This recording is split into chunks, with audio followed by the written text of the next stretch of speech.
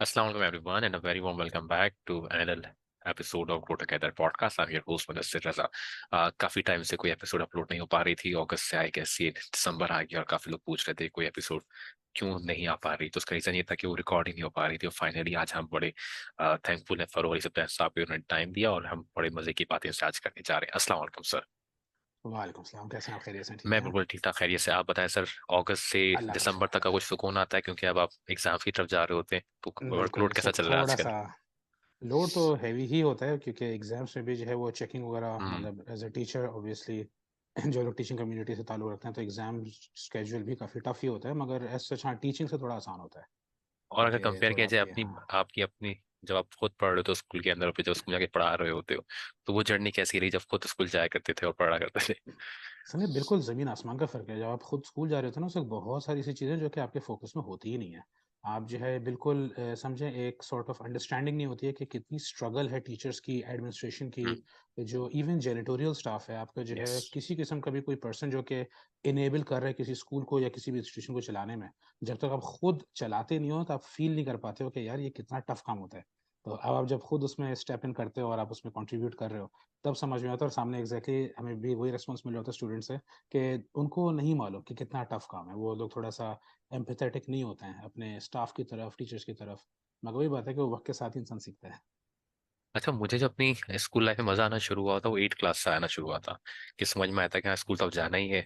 रो के पढ़ो या हंस के, तो अच्छा कि आप खुश होकर पढ़ना शुरू कर दो। आपकी एजुकेशन जर्नी कहाँ से आ गया? आप बस अब पढ़ना ही है? हाँ, ये मेरा आई थिंक ओ लेवल के ही एज पे, यानी कि 9th-10th, जब मेरे ख़्याल में जब 10th हमने स्टार्ट की थी, तब उस वक़्त थोड़ा बहुत जो है क्लैरिटी मिली थी कि नहीं यार, अब बड़ा सीरियसली पढ़ने की ज़रूरत है। वरना उससे पहले तक जो है वो बस स्कूल है, एक रूटीन का हिस्सा है। मगर आई थिंक जब 10th जॉइन की थी, मुझे एक्चुअली पेपर्स देने पड़े थे अपने ओ लेवल के। उस वक़्त पे थोड़ा-सा सीरियसनेस आई थी और उसके बाद से फिर सीरियस ही रहा मैं। अल्लाह का शुक्र है कि इस तरह गाइडेंस ही मुझे इतनी अच्छी मिल गई थी उस वक़्त कि मैं फिर बड़ा फ़ोकस चला उसके बाद से। फरूख साहब, एक मसला और भी आपने शायद नोटिस किया होगा गाइडेंस का, जैसे भी आपने जिक्र किया कि जब बच्चे ए लेवल्स में, ओ लेवल्स में या इंटरमीडिएट या मैट्रिक में आने के बाद जब यूनिवर्सिटी सिलेक्शन की बात आ रही होती तो बड़े कंफ्यूज होते हैं कि किस प्रोग्राम में जाएं, क्या पढ़ें। और हम सभी इस फेज से गुजर रहे होते हैं। आपका वो फेज कैसा था जिस टाइम आप डिसाइड कर रहे थे कि यार अब आगे ये पढ़ना है? एक्चुअली काफ़ी केओटिक था उस ज़माने में। ये मैं बात कर रहा हूँ आज से 20 साल पहले की, ठीक है हम्म। ना? तकरीबन जो है वो मैंने खुद ने ए लेवल किया है ईयर 2000 में, तो तकरीबन 20 साल से ऊपर हो चुका है अब इसको। उस वक़्त इतनी फैसिलिटीज़ अवेलेबल नहीं थे, जैसे इस वक़्त जो है काफ़ी कॉलेज के अंदर हम्म। गाइडेंस काउंसलर्स मौजूद हैं, आपके करियर काउंसलर्स मौजूद हैं। बहुत सारी वेबसाइट्स खुल गई हैं जो कि आपको असिस्ट कर जी। देती हैं। मुझे आज तक याद है कि मैं जो हूँ मैं खुद कनाडा से मेरी एजुकेशन है, तो मैं खुद बस में बैठ के कैनेडियन एम्बेसी में दुबई में था उस वक़्त। तो मैं जो हूँ कैनेडियन एम्बेसी बस में बैठ के गया हूँ क्योंकि हमारे पास कोई वेबसाइट्स का एक्सेस नहीं था, इंटरनेट उस वक़्त डायल अप होता था। हम्म। कभी चलता था, कभी नहीं हम्म। चलता था। हम्म। तो वहाँ पे मैं गया हूँ, मैंने वहाँ के जो लोग थे कैनेडियन एम्बेसी में, उनसे मैंने पूछा था कि भाई मुझे बाहर अप्लाई करने में क्या करूँ? तो उन्होंने मुझे बताया देखो एक स्टॉल रखा हुआ है वहाँ पे हमारे सारी यूनिवर्सिटी के एप्लीकेशन फॉर्म्स हैं, तो और उसके अंदर कुछ डिफरेंट मैगज़ीन्स वगैरह भी थे हमें गाइड करने वाले। तो मैंने खुद बैठ के उनको खोला है, पढ़ा है। मैंने जो यूनिवर्सिटीज़ में अप्लाई किया उस वक़्त सिर्फ़ आई थिंक अमेरिकन यूनिवर्सिटीज़ का जो कॉमन ऐप वाला मामला है वो तो हम्म। उस वक़्त भी था। जी। मगर कैनेडियन यूनिवर्सिटीज़ का ऐसा कोई सिस्टम प्रॉपर नहीं था। यूके का भी आई थिंक था सिस्टम, मगर आई थिंक मैंने उसको यूज़ नहीं किया था उस वक़्त। तो मैंने पेपर एप्लीकेशन बैठ के भरी है, मैंने पूरा एक थद्दा उसके साथ पूरा एक हम्म। स्टैक अटैच किया अपने डॉक्यूमेंट्स का, मेरे स्कूल रिज़ल्ट्स और रिकमेंडेशन लेटर्स और ये और वो जो भी उनकी रिक्वायरमेंट थी, तो इतना एक ह्यूज स्टैक फिर मैंने टीसीएस करवाया था टू द कैनेडियन यूनिवर्सिटीज़। तो बहुत ही डिफरेंट माहौल था उस वक़्त। बड़ी मेहनत करके आपको है ना अपने टारगेट तक पहुँचना होता था। इस तरह जिस तरह इस वक़्त है, there is a lot of facilities available. हाँ। कुछ लोग उसको अच्छा यूज़ कर पाते हैं, कुछ लोग कंप्लेसेंट हो जाते हैं कि हाँ, सब कुछ है तो मतलब उसकी वैल्यू कम हो जाती है फिर। तो अच्छा, इस वक़्त आपकी मामलात आसान है। ओ लेवल्स का programme Pakistan, A levels Dubai, correct. O और लेवल मेरा फिर पाकिस्तान से है, higher A level education Dubai से है कनाडा। और अगर कनाडा, तीनों को करेक्ट। कंपेयर करें तो कैसा रहा? मेरे लिए पर्सनली तो बहुत ही अच्छा एक ग्रोथ की अपॉर्च्युनिटी थी। मैंने जो है बहुत ही डाइवर्स एनवायरनमेंट मुझे एक्सपीरियंस करने को मिला, that was very, very I opening. जैसे पाकिस्तान का माहौल बिल्कुल डिफरेंट था। हम्म। जब मैं यहाँ पे एक्चुअली मेरे पेरेंट्स दुबई में रहते थे और मेरे जो प्राइमरी एजुकेशन है दुबई की ही है। मगर बिकॉज़ ऑफ सम रीज़न्स, वो कुछ वीज़ा की कुछ पॉलिसीज़ वगैरह थे, इसकी वजह से मेरे डैड ने मुझे अपनी फैमिली को पाकिस्तान भेज दिया था। तो इसलिए मेरा ओ लेवल के जो लास्ट कपल ऑफ इयर्स हैं वो पाकिस्तान से ही हैं। तो मैंने यहाँ की भी एजुकेशन देखी कैसी है।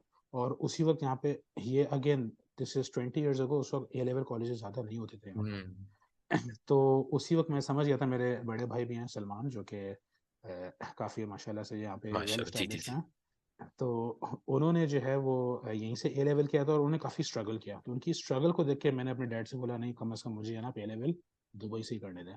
तो उन्होंने मुझे वापस बुला लिया दुबई, तो ए लेवल फिर मैंने दुबई से किया। It was a very good decision at that time. उस वक़्त बहुत अच्छे कॉलेज मुझे मिला था दुबई में। उसका नाम सेंट मेरीज़ है, आजकल मुझे नहीं पता वो एग्ज़िस्ट हम्म करता है भी है कि नहीं। मगर उस ज़माने का एक बहुत अच्छा कॉलेज था वो। तो वहाँ से मैंने अपना ए लेवल कंप्लीट किया, वहीं से फिर मैंने डिसाइड किया कि हायर एजुकेशन के लिए फिर जो है मैं बाहर की तरफ देखूँ। और उससे एक ट्रेंड भी बना हुआ था कि ज़्यादातर लोग जो कि हम्म। दुबई में ही रेज़िडेंट थे, वो बाहर से ही एजुकेशन के लिए अपनी ट्राई कर रहे थे। तो मैंने भी उसी समझे एक सॉर्ट ऑफ एक भेड़-चाल भी था, या उस वक़्त एक रुझान उसी तरफ था। तो मैंने भी बाहर अप्लाई किया। उस वक़्त अगेन ये जो एरा मैं बात कर रहा हूँ, ये जो 9/11 अटैक हुआ था अमेरिका में, उसके हम्म। फ़ौरन बाद का है। हाँ। तो उस वक़्त यूएस जाना बड़ा मुश्किल था। हालाँकि मैंने अप्लाई किया था यूएस और मुझे एडमिशन मिल भी गया था, मुझे स्कॉलरशिप भी ऑफ़र हो रही थी वहाँ पे। मुझे जो है वो कैलटेक में एडमिशन मिला था, जॉर्जिया टेक में एडमिशन मिला था, यूनिवर्सिटी ऑफ़ इलिनॉय में मुझे एडमिशन मिला था। मगर मैंने फिर डिसाइड किया कि नहीं, हालात ऐसे डिफरेंट हो चुके हैं कि शायद मेरे लिए यूएस ट्रैवल करना उस वक़्त सेफ़ नहीं है। हम्म तो फिर मैंने डिसाइड किया कि मैं कनाडा ही चला जाता हूँ। तो वहाँ पे फिर मैंने मैगिल यूनिवर्सिटी में अप्लाई किया था। यूनिवर्सिटी ऑफ टोरंटो में अप्लाई किया था, मैकमास्टर्स में अप्लाई किया था, और भी 3-4 है, मुझे नाम भी याद नहीं आ रहे सही से। तो बहुत सारे में अप्लाई किया था कि ज़ाहिर-सी बात है आपको बैकअप प्लान चाहिए होता है, और बड़ा टफ था। वही बात है कि एक-एक यूनिवर्सिटी को ढूँढना, हम्म। हर यूनिवर्सिटी की वेबसाइट भी हमें एक्सेस नहीं था उस वक़्त। हाँ। तो इसलिए जो है वो खुद ही जाना, आर्टिकल्स देखना, डिफरेंट मैगज़ीन्स देखना, कौन-सी यूनिवर्सिटीज़ हैं, उनके क्या नाम होते हैं, कौन-सी रैंकिंग है उनकी। तो हमने बाकायदा मैगज़ीन्स छान-छान के निकाले थे इन्फॉर्मेशन, और फिर जो है उसकी रिटन एप्लीकेशन बाकायदा भरना। तो बड़ा एक प्रोसेस था उसमें माशाल्लाह। मगर ख़ैर वो गुज़र गया, वक़्त अच्छा हो गया वो, और हाँ। बहुत आई ओपनिंग था, काफ़ी डिफरेंट था। कनाडा जाके जो मैंने सीखा कि हमारे जो पर्सपेक्टिव होता है, बहुत से लोगों को है ना हम्म एक मिसकंसेप्शन होता है हम्म। वेस्ट के बारे में, कि जी। वेस्ट बहुत अच्छा है, बहुत ज़बरदस्त है west. That might not always be true. जब तक आप जाके एक्सपीरियंस नहीं करोगे वहाँ पे हम्म। लाइफ़ कितनी टफ है, तब तक जो है वो आप बस समझे कि grass is always greener on the other side. उस वाले कैफ़ियत में फँसे रहते हो कि नहीं यहाँ अच्छा नहीं है, वहाँ अच्छा है। भैया वहाँ जाके आप एक्सपीरियंस करोगे तो आपको आइडिया होगा कि हो सकता है कि वहाँ इतना अच्छा ना हो जितना आप समझ रहे हो। आई गेस ये सिर्फ तो ये ऐसे भागने की वजह जिंदगी से कि यहाँ से निकल के वहां, वहां से निकल के यहाँ। समटाइम्स वही जैसा आपने है ना, भेड़ चाल, वो जा रहा है तो हम भी कर लेते हैं। और फिर वहां जाके फिर एक डिफरेंट सा सिनेरियो स्टार्ट होता है। कुछ लोगों का अच्छा भी होता होगा, बट बहुत से लोग परेशान। बिल्कुल, नहीं और वहाँ एक पे एक बहुत नई सारे लोग स्ट्रगल अच्छे स्टार्ट सेटल होती भी है। होते हैं, बिल्कुल। बिल्कुल आप सही कह रहे हैं, वहाँ पे बहुत सारे लोग बहुत अच्छे सेटल भी हैं। तो it's a lot to do with your luck as well. सिर्फ ये नहीं है कि एक एक रूल है कि नहीं हर एक जगह वहाँ स्ट्रगल करके फँसे गए, तो वहाँ कुछ लोग बहुत अच्छी तरह सेटल्ड हैं। मगर जहाँ तक मेरा तजुर्बा रहा है, मेजॉरिटी जो है खुश नहीं है, अगर वहाँ पे सेटल्ड भी हैं, तो they are not really happy. तो वो ये कहते हैं कि हम बहुत मिस करते हैं। आपको एक मज़े की बात बताऊँ, अभी 2-3 साल पहले मेरा एक बहुत बचपन का दोस्त है यहीं का, पाकिस्तान का। वो कनाडा शिफ्ट हो गया था, वहीं पे सेटल्ड है, वहाँ पे फैमिली उसने पकड़ ली है, सब वहीं पे अच्छी तरह से सेटल्ड है, वो वेल सेटल्ड। तो वो पाकिस्तान विज़िट करने आया था तकरीबन 10-12 साल बाद। तो उसको पता था मैं यहाँ पे हूँ, तो उसने मुझसे कॉन्टैक्ट किया यहाँ पे। तो हम लोग बैठ के कॉफ़ी पी रहे थे। तो वहाँ पे जो है वो कुछ एक्सचेंज किया कि उसकी लाइफ़ कैसी है यहाँ पे कनाडा में, और यहाँ पे क्या ट्रबल्स हैं। तो ये था, नहीं बस पाकिस्तान नहीं आना है भाई, पाकिस्तान बहुत मुश्किल जगह है, बहुत ख़राब जगह है, इतनी मुश्किल से हम निकल के भागे हैं यहाँ से, वापस कौन आता है? तो मैंने कहा ठीक है यार, अगर आपका ओके चल रहा है वहाँ पे, इफ यू फील कि आपका वहाँ पे सिचुएशन बेटर है, तो डेफिनिटली फिर आप वहीं कंटिन्यू करोगे। तो दैट्स अंडरस्टैंडेबल। अच्छा, जब मैं उसको घर ड्रॉप करने गया, तो गेट पे उसकी वाइफ़ खड़ी हुई थी। मैं भाभी को सलाम किया, अस्सलाम वालेकुम भाभी, कैसी हैं? खैरियत से हैं? ठीक है। तो वो कहती हैं कि आप वही हो ना जो कि कनाडा छोड़ के वापस आ गए हो? मैं बोला जी, जी मैं वही हूँ। तो वो फिर मैंने ऐसे ही बेसाख्ता, मतलब उसे वो मैंने मज़ाक में कह दिया कि एक्चुअली मैं वहाँ बिल्कुल भी खुश नहीं था। I really hated it there, इसलिए मैं छोड़ के वापस आ गया। तो मैं हैरान हुआ जब उसने उसने भी बेसाख्ता जवाब दिया कि हाँ, हम भी वहाँ खुश तो नहीं है, मगर क्या कर सकते हैं? तो मैंने बोला हाँ यार, ये बात तो देखें, एक यूनिवर्सल सी एक मुझे ना, जहाँ भी बात करें, डिस्कशन करें थोड़ा बहुत, ये मिलता ही है कि even the people who are settled there are not really happy.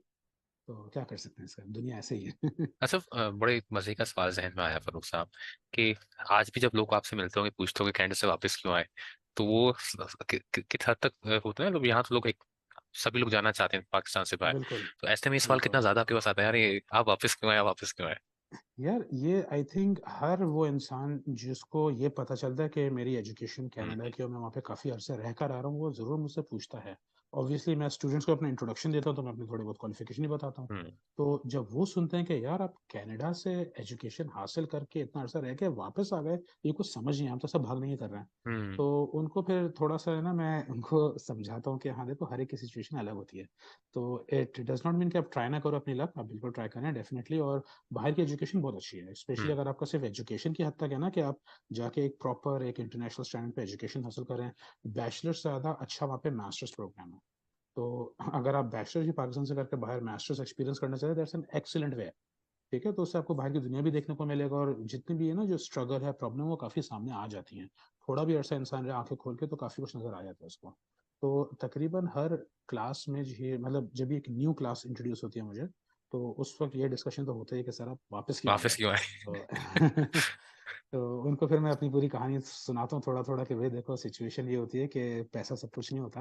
हम्म। आपने लाइफ में और बहुत सारी चीज़ें भी देखनी होती हैं और sometimes some things are not acceptable. तो जब उस लेवल पे आप चले जाते हो ना कि हाँ पैसा तो है मगर इट्स अनएक्सेप्टेबल, फिर जाहिर सी बात है you have to make some very difficult decisions. हम्म।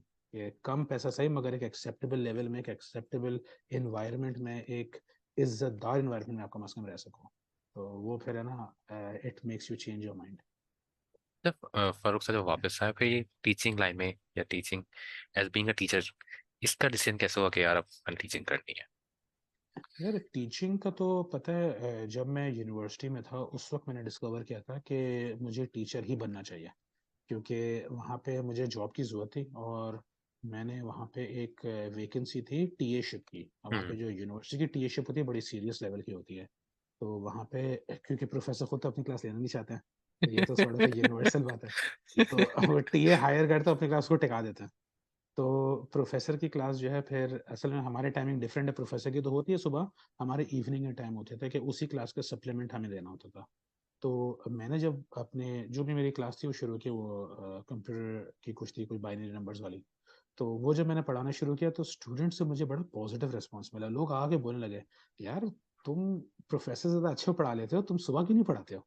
मतलब इस किस्म के कमेंट, बड़े फ्लैटरिंग से कमेंट्स आने लगे। तब मैंने जबरदस्त। डिस्कवर किया कि ये मेरे अंदर जो है शायद एक टैलेंट है, जो कि मैंने खुद डिस्कवर किया वहाँ पे जब मैंने इस लाइन में स्टेप इन किया था। तो तब से मेरा माइंड बनना शुरू हो गया था कि अगर मेरे अंदर ये एक टैलेंट है और मैं लोगों को अच्छी तरह समझा सकता हूँ, सिखा सकता हूँ, चाहे वो एक मुश्किल चीज़ ही क्यों ना हो, तो तब से फिर मैंने माइंड बनाया था कि मुझे शायद टीचिंग ही करनी चाहिए। और वहाँ पे अगर मैं कनाडा में रहता तो शायद मैं फिर जाहिर सी बात है हाई स्कूल लेवल नहीं, फिर मुझे जो है ना कॉलेज या यूनिवर्सिटी लेवल को ही टारगेट करना होता। वहाँ पे हाई स्कूल लेवल की टीचिंग अच्छी नहीं है, ना पे उसकी अच्छी है और ना ही वहाँ पे हम्म। हालात मुनासिब हैं टीचर्स के लिए, बहुत टफ हालात हैं। स्पेशली जो गवर्नमेंट कॉलेजेस वगैरह वो तो बहुत हम्म। टफ हैं। अच्छा। अमेरिका में उससे भी ज़्यादा बुरा हाल है, हम्म। मगर वो ये कि ऐसे कोई पे वगैरह अच्छी नहीं होती है। और हाँ यूनिवर्सिटी लेवल पे अगर आप प्रोफेसरशिप लेते हो तो that's much better. That is different. अच्छा भाई, जब टीचिंग में भी आता हूँ मुझे अंदाजा है कि आप फिर सब्जेक्ट सेलेक्ट करते हो कि यार मैंने इस सब्जेक्ट को पढ़ाना है। आ, तो वो भी एक डिफरेंट डिफिकल्ट होता है। आप डिफरेंट सब्जेक्ट एक्सप्लोर कर रहे हो तो शुरू में कुछ और, मैंने अक्सर टीचर से इंटरव्यूज किए तो बहुत रेयर केस में जिन्होंने डिसाइड कर लिया कि हाँ यार मेरा ये सब्जेक्ट है। आपने इस सब्जेक्ट को डिसाइड कैसे किया कि आप फिजिक्स को ही रखना है? मेरे लिए भी काफ़ी आसान डिसीजन था, क्योंकि देखिए मैंने खुद इंजीनियरिंग किया और इंजीनियरिंग के अंदर आप बस दो ही चीज़ें बेसिकली पढ़ते हो, एक होती है मैथमेटिक्स और एक होती है हम्म। फिजिक्स। तो तकरीबन सारे कोर्सेज हमारे या तो मैथ्स के बेसिस पे थे या फिजिक्स के बेसिस पे थे। तो मेरे जो बेसिक नॉलेज थी वो इसी की थी। ठीक है ना। अच्छा मैंने वहाँ पे जो है वो अकाउंटिंग वगैरह भी कुछ ऐसी ट्राई आउट करने मैंने कोर्स वगैरह लिए थे, मगर मुझे इतने वो ज़्यादा पसंद नहीं है जितनी जितनी अट्रैक्शन मुझे मैथमेटिक्स और फिजिक्स में लगती थी। और ओरिजिनली मेरा प्लान था कि मैं मैथमेटिक्स पढ़ाऊंगा। तो मसला ये था कि मैथमेटिक्स में जिस टाइम मैं पाकिस्तान वापस आया हूँ, तो मैं यहाँ पे मैथमेटिक्स में कोई वैकेंसी थी नहीं। तो उस वक्त फिजिक्स में वैकेंसी थी, तो उन्होंने बोला था भाई मैथ्स तो नहीं है मगर आप फिजिक्स अगर चाहो तो आप ले सकते हो। तो इस तरह से फिर जो है वो मेरा डायरेक्शन समझे कि नेचर ने, यूनिवर्स ने ऑलरेडी सेट कर दिया मेरे लिए कि भाई आपने फिजिक्स पढ़ाना शुरू करनी है। और एक दफ़ा आप पूछ जाते हो उसमें तो फिर मतलब सॉर्ट ऑफ आपका एक वो रूटीन बन जाता है, आपका एक पैटर्न बन जाता है। तो इवन टुडे मुझे मैथमेटिक्स बहुत पसंद है, फिजिक्स से ज़्यादा मैं मैथ्स पसंद करता हूँ। मगर मुझे टीचिंग का ऑप्शन मिला नहीं। और बाद में करते करते क्योंकि मेरे ओवरऑल फिजिक्स में काफ़ी एक समझे मेरे ख्याल से एट इम्प्रूवमेंट आ गया, मैंने बड़ी डिस्टिंक्शंस। मेहनत कर ली। 11 11 11 माशाल्लाह। कैम्ब्रिज डिस्टिंक्शन है माशाल्लाह से मेरे स्टूडेंट्स की। यस। ये जर्नी कैसी है डिस्टिंक्शन मतलब? अ, पाकिस्तानी का पढ़ाई फिर सब्जेक्ट ये होता रहा और फिर डिफरेंट माशाल्लाह से फिर एक होता है ना, एक दफा मैं कहता है लग थी, बट माशाल्लाह यहाँ पे आपको एक नजर ट्रेंड नजर आ रहा है। तो ये कैसे यस, मेंटेन हुआ, क्या हुआ? देखें, जब हम पढ़ा रहे होते हैं ना उस वक्त हम तो एक ही चीज़ सबको पढ़ा रहे होते हैं, मगर हर स्टूडेंट जो एब्जॉर्ब करता है उसको, hmm. That's different. Every student has a different capability. तो अब वो आपके ऊपर है कि आप रियलाइज करें कि यार ये स्टूडेंट जो है ना इसके अंदर थोड़ा सा कुछ बेटर है। ये खुद जो क्वेश्चनिंग, जो उसकी लाइन ऑफ क्वेश्चनिंग होती है, वो बता रही होती है टीचर को कि he is thinking a bit beyond what you are teaching. Hmm. He is able to make predictions कि अगर हमें कुछ लॉजिकल उसको सीक्वेंस बता रहे हैं, तो उस लॉजिकल कंक्लूजन क्या होगा, स्टूडेंट खुद आके आगे आपको बता रहा होता है। तो फिर आपका काम होता है कि आप उनको आइडेंटिफाई करके उनको थोड़ा सा और गाइड करें, उनका और इंटरेस्ट डेवलप करें सब्जेक्ट में। जैसे लास्ट ईयर का बताओ, मेरे पास एक स्टूडेंट है, हसान नाम है, जिन्होंने जो है वो टॉप इन फिजिक्स किया A2 में in the Sindh and Balochistan region. और उसी साल मेरी एक स्टूडेंट हैं जिन्होंने जो है आमना वास्ती, जी। जिन्होंने सेकंड प्लेस इन पाकिस्तान लाई है वो। तो द बेस्ट अक्रॉस फोर उसके AS लेवल थे, best top top in Pakistan लाई है वो। तो वही बात है कि इन दोनों स्टूडेंट्स के अंदर जो कॉमन चीज़ थी, या जितने भी डिस्टिंक्शन होल्डर्स होते हैं, आपने ये देखना होता है कि स्टूडेंट्स अगर क्वेश्चन पूछ रहे हैं ना, तो सबसे पहले तो आप देखें भाई वो आपकी टांग तो नहीं खींच रहे हैं। क्योंकि ऐसा भी होता है कि स्टूडेंट्स आपसे क्वेश्चन कर रहे होते हैं सिर्फ चैलेंज करना है आपको, या तंग करना है, क्लास को थोड़ा जी डिस्ट्रैक्ट करना है। जी जी ये जी। वाला मामला भी आ रहा होता है।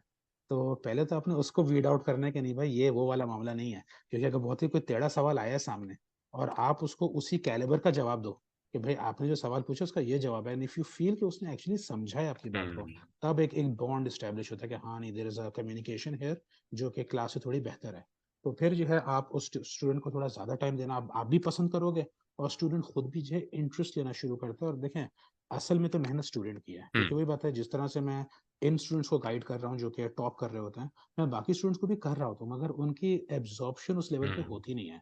एक कॉन्सेप्ट में वो बहुत बेसिक लेवल पे फंसे होते हैं, ठीक है ना, कुछ डायरेक्ट प्रोपोर्शन इनवर्स प्रोपोर्शन में फंस जाते हैं आके। आप बाकी स्टूडेंट्स को या तो और डेप्थ में चले जाते हैं, ठीक है ना। तो इस तरह से आपने खुद थोड़ा सा जज हम्म। करना होता है कि कौन सा स्टूडेंट कितनी बात आपकी एब्जॉर्ब कर रहा है। एब्जॉर्ब कर रहा है। और ये बहुत बड़ा मसला हुआ था कोविड के समय, जब हमारी हाँ इस हाँ तरह हाँ से हाँ हाँ, ऑनलाइन वो जो एकदम लर्निंग बिल्कुल है, होती थी, हाँ। तो उसमें स्टूडेंट से हमें कुछ पता ही नहीं होता था। अगर कैमरा भी हो ना, तो उससे वो आप तो इतना कुछ आइडिया नहीं लगा अलग ही सकते। चल रहा था हाँ, उस दौरान तो। बस वो वन वे कम्युनिकेशन चल रही होती है बस, और कुछ फीडबैक नहीं मिल रहा होता। तो इस वजह से आप टारगेट नहीं कर सकते, नहीं ये स्टूडेंट ज़्यादा सही पिक कर रहा है, ये थोड़ा कम कर रहा है। तो इस तरह से डिफरेंशिएटेड लर्निंग हम नहीं करवा सकते वहाँ पे। तो ये है कि हाई अचीवर्स जो है कि प्रिडिक्ट नहीं कर सकते। जैसे कुछ सालों में ऐसे आए हैं हाई अचीवर्स जिसको मैं बिल्कुल प्रिडिक्ट नहीं, मैं एक्सपेक्ट नहीं कर रहा था कि यार ये बच्चा ले आएगा, ये तो बहुत अच्छी बात है। तो ऐसा भी हुआ है, और ऐसा भी हुआ कि नहीं, मैं शुरू से आंदा, जैसे अभी लास्ट ईयर जो आए थे डिस्टिंक्शन का, तो मैं प्रिडिक्ट कर रहा था कि नहीं यार इनके अंदर तो है कैपेबिलिटी। हम्म। हो सकता है मेरा भी थोड़ा एक्सपीरियंस है, थोड़ा सा और इम्प्रूवमेंट आई हो कि मैं कर पा रहा हूँ ये ऐसा। मगर वही होता है कि it's really up to the student कि उसके अंदर कितना ऑलरेडी उसका जो जनरल इंटेलिजेंस है किस लेवल पर है, उसकी एफर्ट किस लेवल पर है। तो इट्स मोस्टली द स्टूडेंट। मगर जाहिर सी बात है, टीचर ने जो है वो आइडेंटिफाई करके उसको जो गाइड करना होता है, वो हम्म। फिर टीचर के हाथ में होता है कि उसको सही गाइडेंस मिल जाए बच्चे को। मेहनत बच्चे ने खुद करनी है। ऐस, ऐसा ही है, बट अगेन टीचर का रोल बड़ा इंपॉर्टेंट होता है कि वो उस पूरे उसमें सपोर्ट प्रोवाइड कर रहा होता है। बिल्कुल सपोर्ट बहुत करनी होती है। मजा आ रहा है आपसे बात करके, बस दो तीन सवाल और फिर मजीद टाइम आपका नहीं बिल्कुल लूंगा। बिल्कुल। आ, एक और बड़ा क्राइसिस हमने देखा है पाकिस्तान में, जो बात होती है बीइंग इंजीनियर कि मतलब आई डोंट नो तो मैं किस तरह से उसको क्वेश्चन को मैं करूँ। बट ये समझा जाता है कि यार इंजीनियर काफी लोग माशाल्लाह से बन भी रहे होते हैं, पास आउट भी हो रहे होते हैं, बट हमारी मार्केट के अंदर उसको नजर नहीं आ रहा होता कि यार कि एब्जॉर्प्शन नहीं बीइंग हुआ हमारे हाँ। मार्केट में, तो बिल्कुल। आप जब आपके पास बच्चे पढ़ के निकल रहे हैं, आप खुद उसको देख रहे हैं, कनाडा से आपने खुद भी पढ़ा, तो पाकिस्तानी मार्केट का इशू क्या है? बीइंग एन इंजीनियर आपने इसको क्या ऑब्जर्व किया? देखिए, मैं इसका जवाब देने से पहले ये बता दूं कि मैंने खुद एज एन इंजीनियर यहाँ के मार्केट में काम नहीं किया है। मैं जब से आया था तो मेरी पहली जॉब जो पाकिस्तान में लगी थी वो टीचिंग की ही थी, और तब से मैं टीचिंग में ही कंटिन्यू कर रहा हूँ। तो मेरा जो एक्सपीरियंस है मार्केट से, वो सिर्फ पुराने स्टूडेंट्स और नए स्टूडेंट्स के हम्म। जो एक्सपीरियंसेस है हम्म। उसके थ्रू मेरा एक एक्सपीरियंस है। मेरा डायरेक्ट कोई इन्फॉर्मेशन नहीं है मेरे पास, ठीक है ना। अच्छा, जो मेरी अंडरस्टैंडिंग है स्टूडेंट्स को देख के, वो ये कि फर्स्ट ऑफ ऑल यहाँ पे हमारी इंडस्ट्री ग्रो नहीं कर रही है। यहाँ पे एज सच हम्म। कोई ऐसा इन्वेस्टमेंट नहीं है कि कारखाने लग रहे हों, हम्म। ग्रोथ हो रही हो, प्रोडक्शन हो प्रोग्रेस रही हो है। रही हो, कोई कोई जो है रिसर्च हो रही हो। बहुत से ऐसे कंपनीज हैं इंजीनियरिंग के जो कि रिसर्च एंड डेवलपमेंट करते हैं, अपने खुद की चीज़ें मैन्युफैक्चर करते हैं। पाकिस्तान के अंदर मैन्युफैक्चरिंग, एटलीस्ट जो इंजीनियरिंग हम्म। एस्पेक्ट है, वो सिर्फ रिपेयर मेंटेनेंस की हद तक है। जितने भी हम्म। इंजीनियर्स जाते हैं तो उनको रिपेयर मेंटेनेंस में लगवा देते हैं मशीनों की, जो कि उनका एक्सपेक्टेशन भी होता है कि यार हम ये काम करेंगे, इंजीनियरिंग ये होती है, हमने तो कुछ और ही पढ़ा था। तो ये बड़ा मसला है कि यहाँ के जो मार्केट्स में जॉब्स हैं इंजीनियरिंग की, बहुत लिमिटेड स्कोप में है। हम्म। ज़्यादातर इसी वजह से स्टूडेंट जो है ना, अब वो कंप्यूटर साइंस, स्पेशली एआई जब से आया है अभी जी। 1-2 साल से, तो बहुत ज़्यादा जो है वो कंप्यूटर की तरफ ही फोकस हो गया। तो most students and up going into computer. जैसे इस साल 2-3 स्टूडेंट्स ने बोला कि वो साइबर सिक्योरिटी पढ़ना ग्रेट चाह रहे हैं। ग्रेट। तो वो लोग जो कि यहीं कंटिन्यू करना चाहते हैं, तो वो ऐसी फिर फील्ड्स ले रहे हैं जिसके अंदर उनको लग रहा है कि कुछ ग्रोथ होगी। प्योर जिस तरह से करते थे ना एक ज़माने में, सिविल इंजीनियरिंग कर ली या सिर्फ हम्म। एक सिंपल मैकेनिकल इंजीनियरिंग कर ली, तो उसकी तरफ से ना बहुत रुझान हटता जा रहा है स्टूडेंट्स का। और उसकी शायद वजह यही है कि जो जो उनके सीनियर्स हैं, जो कि उनके बड़े हम्म। भाई-बहन हैं, उनके जो रिश्तेदार हैं, उनसे उनको यही फीडबैक मिल रहा है कि मार्केट के अंदर उनकी एज़ सच कोई इन्वॉल्वमेंट नहीं है। उनकी कोई इस तरह से ना कि वो वहाँ पे कोई प्रोडक्टिवली काम करें, उनको जो है कोई ग्रोथ मिले, कोई उनको एक ऐसा इंटरेस्टिंग जॉब मिले कि हम्म। उनको लगे कि हम एक इंजीनियरिंग का काम कर रहे हैं। ठीक है ना? आप सिर्फ रिपेयर मेंटेनेंस करवा रहे हो, एक इंजीनियर क्वालिफाइड इंजीनियर से आप जो एक हम्म। टेक्नीशियन का काम करवा रहे हो, तो ज़ाहिर-सी बात है फिर वो इसी तरह की सेंटिमेंट्स मेरा होंगे। दोस्त है उससे सीरियस, उसने माशाल्लाह इंजीनियरिंग की हुई है। तो मुझे अंदाजा नहीं था एक और जंग है इंजीनियर्स की और डिप्लोमा होल्डर्स की, कि अच्छा, हाँ। कि जो डिप्लोमा होल्डर्स है वो भी अपना कोई इंजीनियर कहने रहे होते हैं आई गेस। और जो इंजीनियर 4 साल पढ़ के बैठे होते हैं होता है यार ये हमारी 4 साल की वो यूनिवर्सिटी का पूरा प्रोसेस करके आए, तो ये इंजीनियर कहाँ से आ गए, हम इंजीनियर हैं। बट ये बड़ी यही मजे बात है, वो का। जॉब जॉब वही होती है, काम दोनों ही कर रहे हैं ना वो लोग, काम तो कुछ ये चीज चल रहा होता है। बहुत बहुत अफ़सोस है। यहाँ पे इतना पोटेंशियल है मगर उसको है ना नहीं कैपिटलाइज़ कर पा रहे हैं यहाँ के लोग। डिफरेंट सिचुएशंस से, मतलब डिफरेंट रीज़न्स हैं, मगर यहाँ पे इन्वेस्टमेंट नहीं हो रही है टेक्नोलॉजी में जितनी होनी चाहिए। क्योंकि जो ब्रेन है, मैं आपको बताऊँ, मेरा हम्म। अपना एक्सपीरियंस ये है कि कनाडा में जो ब्राइटेस्ट माइंड्स थे, ब्राइटेस्ट, वो चाइनीज़ थे, इंडियंस थे, पाकिस्तानीज़ थे। Great. These were the brightest minds, यानी जो सबसे यूनिवर्सिटी में टॉप होते थे, आप लिस्ट देख लो, सबसे ऊपर चाइनीज़ स्टूडेंट्स होते थे, ठीक है ना? और चाइनीज़ का मतलब बेसिकली एशियंस, वो नहीं कि वो चाइना हम्म। चाइना से आए हों, कोई एशियन स्टूडेंट्स कहलाएँ, जो कि हो सकता है मलेशिया से हों, कोरिया से हों, और भी जो हैं जापानीज़ हों, ठीक है ना? तो दोज़ वर द टॉप, जो यूनिवर्सिटी बिल्कुल जो आउट क्लास होते थे। उसके नेक्स्ट नंबर पे इंडियंस आए थे, इंडियंस एजुकेशन हमसे बहुत आगे। ट्रू। अच्छा, थर्ड लेवल पे पाकिस्तानी ही होते हैं। तो ऐसा नहीं कि हमारे पास टैलेंट नहीं है, हमारे पास आईक्यू की कमी नहीं है, हमारे पास डायरेक्शन। रिसोर्सेज नहीं है, हमारे पास डायरेक्शन नहीं है, हमारे पास जो है वो बहुत ज़्यादा समझें कि हम एक सफोकेटेड में, जब भी तो लोग भागना चाह रहे हैं यहाँ से, समझ कि बाहर जाएँगे तो शायद उनका हम्म। कुछ, इनको एक एस्केप मिलेगा, ठीक है? तो वही बात है कि अब स्पेशली अगर आप कनाडा की बात करो, तो वहाँ पे भी मसला ये है कि वहाँ पे जॉब्स नहीं है। मेजॉरिटी जो कनाडा की ट्रू। इकोनॉमिक्स है, वो बेसिकली डिपेंडेंट है यूएस पे। तो सारा उनका ट्रेड यूएस के साथ है, सारे जो कंपनीज़ है वो यूएस की कंपनीज़ हैं जिन्होंने अपने ब्रांचेस खोले हुए हैं कनाडा के अंदर। तो कनाडा की अपनी इकोनॉमी जो है वो कंप्लीटली डिपेंडेंट है यूएस के ऊपर। तो वही है कि अगर आपने बाहर जाना ही है तो बेहतर है कि आप डायरेक्ट यूएस चले जाओ, बजाय ऐसे कि आप कनाडा जाओ अच्छा फिर आई एज़ अ गेस प्रॉक्सी आप यूएस के ये लिए भी काम चल करो। रहा है नया सीन, जो मैंने कुछ वीडियोस देखी है अगेन, कि लोग 3 साल तक कनाडा में स्टे करते हैं और 3 साल के अंदर उनका टारगेट ये होता है कि यार हमने अमेरिका कैसे पहुंचना है, जो लोग डायरेक्ट नहीं पहुंच पा रहे। तो ये तो मसला है, बल्कि मज़े की बात बताऊँ, मेरे जितने साथ के लोग ग्रेजुएट हुए थे उसके अंदर शायद हार्डली आप उँगलियों पे गिन लें कि कितने लोग अभी कनाडा के अंदर हैं। हम्म। मेजॉरिटी या तो वो यूएस शिफ्ट हो गए हैं, हम्म। यूरोप शिफ्ट हो गए हैं, या they went back to their home countries. या। कोई जो दुबई से आया था दुबई चला गया, कोई जॉर्डन से आया था जॉर्डन चला गया, कुछ इजिप्ट से आए थे इजिप्ट चले गए, ठीक है ना? तो बहुत से जिनसे मेरा अभी तक कॉन्टैक्ट है, तो उनका जो मुझे इन्फॉर्मेशन है वो ये है कि हार्डली हैंडफुल हैं जो अभी भी कनाडा में सेटल्ड हैं। Majority have left. ठीक है, तो वही बात है कि ये सॉर्ट ऑफ अनफॉर्चुनेट है कि even in a place like Canada, वहाँ पे जॉब्स, अच्छे हम्म। प्रॉपर जॉब्स अवेलेबल नहीं है। नहीं। हैं तो बहुत लिमिटेड है। आप लिमिटेड। बहुत लकी हो, आपको मिल जाएगा, मगर majority are not that lucky. इस तरह से एक मैं कहानी अक्सर अपने स्टूडेंट्स को भी सुनाता हूँ, मैं आपसे भी शेयर करना चाहूँगा। बहुत ही मतलब ये समझे कि एक है ना कि अल्लाह की तरफ से आपको एक एक निशानी नज़र आई है। होता है। जिस दिन मैं वापस आ रहा था, यानी जिस दिन मेरी फ्लाइट थी पाकिस्तान की, मेरा आखिरी दिन था वो कनाडा में। तो उस दिन मैंने कैब मंगाई थी एयरपोर्ट तक पहुंचने के लिए। तो मेरे पास वहाँ पे सिर्फ सामान मुझे कैब में रखना था और मुझे एयरपोर्ट पहुंचना था। वहाँ पे मैंने सब कुछ बाकी ख़त्म कर दिया था। वहाँ पे मेरा जो अपार्टमेंट था उसको मैंने बता दिया था कि भाई मैं अपार्टमेंट में कंटिन्यू नहीं करूँगा, जो भी था समझे। ऑलमोस्ट कश्तियाँ जला दी थी मैंने वहाँ पे, समथिंग लाइक दैट। तो वहाँ पे कैब मैंने बुलाई, कैब वाला आ गया टाइम पर, मैंने सामान वगैरह रखा, मैं कैब में बैठ गया। अच्छा, मेरी आदत नहीं है, मैं स्ट्रेंजर से बहुत ज़्यादा मैं जो है ना वो चिट चैट नहीं करता, थोड़ा मैं खामोश तबीयत से रहता हूँ। तो वो जो आदमी था वो बड़ा चैटी था, तो वो पूछता है मुझसे कि कहाँ जा रहे हो? तो मैंने बताया मैं पाकिस्तान जा रहा हूँ। अच्छा, तो फिर मैं खामोश हो गया। फिर वो पूछता है कि कौन सी एयरलाइन से आ रहे हो? मैंने बताया मैं एयर कनाडा से जाऊँगा वापस। वो कहता है अच्छा अच्छा, टाइम क्या है तुम्हारी फ्लाइट का? मैं बोला शाम के 5 बजे की फ़्लाइट है मेरी। तो फिर जो है वो मुझे बताता है कि अच्छा अगर 5 बजे की फ़्लाइट है, तो इसका मतलब है कि तुम्हारे ये जो है वो होगी फ़्लाइट नंबर होगा, उसमें ये वाला एरोप्लेन है जो भी एयरबस है ये वो लगा होगा, उसमें ये वाला इंजन होगा। अब वो इंजन के पार्ट्स डिस्कस करने लगा मुझसे। मैं हैरान, भाई साहब मैं इंजीनियर, मैं समझ रहा हूँ उसकी बात, वो टेक्निकल चीज़ों में घुस ज़्यादा गया उसके। ठीक है ना कि ये कंपोनेंट लगा है उसके अंदर, ये पीएलएल होता है, ये होता है, वो होता है। मैंने बोला यार तुमको ये कैसे पता है? तो वो कहता है असल में मैं खुद एरोनॉटिक्स इंजीनियर हूँ। मैं हैरान हूँ, बोला यार तुम एरोनॉटिक्स इंजीनियर हो, टैक्सी क्यों चला रहे हो? कहता है नो जॉब्स, क्या करेंगे? तो मैंने कहा हाँ वाकई में मैं भी नो जॉब्स की वजह से ही छोड़ के आ रहा हूँ। तो ये जो मामला है ना वो बहुत सीरियस है, यहाँ पे जॉब्स का बड़ा मसला रहता है। ये तो एक खैर एक वाकई में जो एक रियल स्टोरी है वो पता चलना चाहिए कि हो क्या रहा है। अच्छा फरूख साहब, बस last few minutes more, being a G teacher जब आप पढ़ा रहे होते हैं तो वहाँ पे एक चीज़ और भी आप देख रहे होते हैं, सोसाइटी में क्या प्रॉब्लम चल रही है। और जब बच्चा हमारे पास से पढ़ के निकल रहा है स्कूल से कॉलेज से, तो मास्टर में किस हद तक वो एक इम्पैक्ट क्रिएट कर सकता है।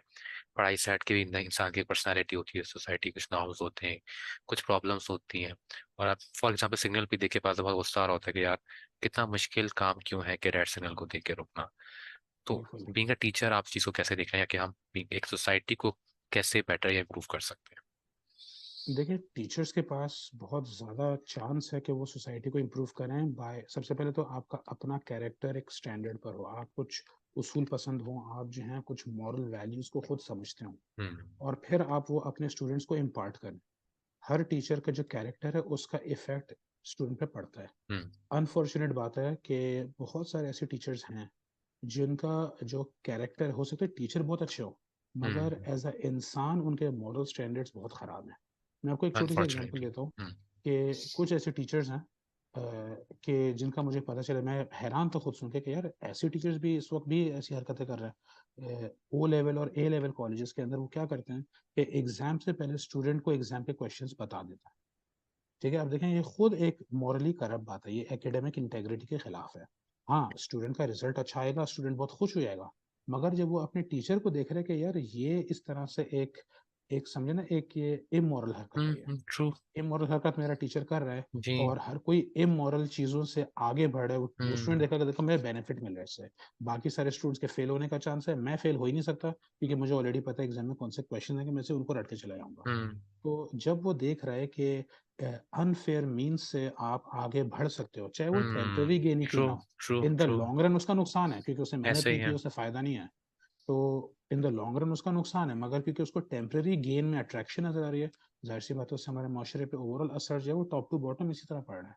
जब तक हम लोग जो हैं वो मॉरल वैल्यूज को अपनी टीचिंग में हर जगह अपनी लाइफ में इंक्लूड नहीं करेंगे, एक बहुत बड़ा सिर्फ टीचर्स का इन्फ्लुएंस नहीं है बल्कि हमारा जो बिजनेस सेक्टर है हम्म। उसको भी मैं यही देखता हूँ कि बहुत कम ऐसे बिजनेस हैं जो कि बड़े ऑनेस्ट होते हैं। मेजोरिटी बिजनेस जो हैं वो स्कैम कर रहे होते हैं आपको। तो मेरी भी कोशिश ये होती है कि भाई मैं ऐसे लोगों का एक मतलब रेकमेंड करता रहूँ जो कि मेरा खुद का एक्सपीरियंस है कि यार बड़े ऑनेस्ट हैं बिजनेस में, चाहे उनके हम्म। पैसे थोड़े ज्यादा हों, मगर वो सच बोल के तो कमा हाँ रहे हैं। एग्जैक्टली। ठीक है ना, तो वही बात है कि सच्चाई, सच बोलना आज के समय में सच बोलना एक बहुत बड़ी बात बन गई है।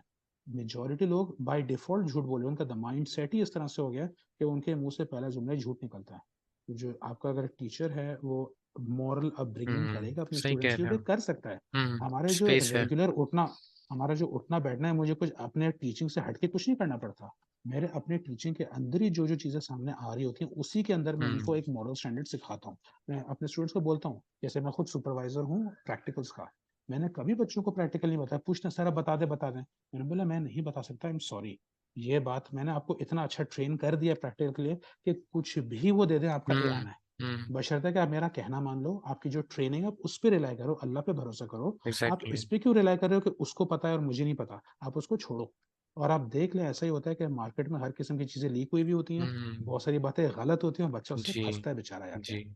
और वो बच्चा जो जेन्यून एफर्ट करे वो कभी फंस नहीं सकता, चाहे कुछ भी दे दें, उस ऐसा बच्चे की ही है। जेन्यून एफर्ट ही उसको बचाएगी। ठीक है ना, तो ये बात है कि एज टीचर्स हमें खुद जो है एक स्टैंडर्ड सेट करना है, हमें मॉरल्स को मेंटेन करना है क्लासरूम के अंदर, और उसी के थ्रू बच्चा सीखेगा, वो भी रियलाइज करेगा कि नहीं मॉरल वैल्यूज की जो इम्पोर्टेंस है वो लॉन्ग रन में नजर आती है, शॉर्ट टर्म गेन नहीं होगा, मगर उससे आपको लॉन्ग टर्म गेन्स मिलते हैं। आपके जितना आपकी जो एक इस्तिकामत होती है, आपकी जो एक वैल्यू, आपकी एक हम्म ट्रस्टवर्दीनेस है, इस वक़्त पाकिस्तान का बहुत बड़ा मसला ये है या कि जब भी बाहर के लोग सुनते हैं कि आप ट्रस्ट पाकिस्तानी हो, डेफिसिट है। सबसे पहले उसके ज़हन में आता है कि यार ये जो है ना वो चोर हैं, 2 बेईमान नंबर है। हुआ है, चोर 2 है, नंबर बेईमान है। है। देखें ना कितनी आप आपकी दुनिया में कैसी बेइज़्ज़ती हो रही है इससे। तो on the larger scale in the long run आपका नुकसान ही है ऐसी हरकतों से। Thank you so much Farooq, सत्यान भाई, बहुत मजा आया आपसे बात बहुत करके। शुक्रिया आपने बुलाया। मैं थैंक यू काफी सो टाइम मच। बाद रिकॉर्ड कर रहा था, मुझे डर था मैं कहीं भूल ही ना जाऊँ कि प्रोग्राम करते कैसे। बट काफी अच्छा रहा आपसे बातचीत करके, बहुत मजा आया। नहीं, बहुत शुक्रिया आपने बुलाया, आपने याद किया मुझे, तो इंशाल्लाह आइंदा भी कभी मौका मिला तो फिर से करेंगे। अच्छा, थैंक यू सो मच। बड़ा इंटरेस्टिंग पॉइंट था जो मेरे खास से मेरी अपनी लर्निंग है के लिए बड़ा इंपॉर्टेंट है, कि आप किस तरीके से सोसाइटी को इम्प्रूव कर सकते हो, उसमें टीचर का रोल बहुत इंपॉर्टेंट है। और जो action speak louder than words, तो अगर हम उस चीज को फॉलो करेंगे तो सोसाइटी में इंशाल्लाह एक दिन बेहतरी जरूर आएगी। अपना ख्याल रखिएगा, उम्मीद है आपको एपिसोड पसंद आएगी। जज़ाकल्लाह, थैंक यू सो मच, अल्लाह हाफ़िज़।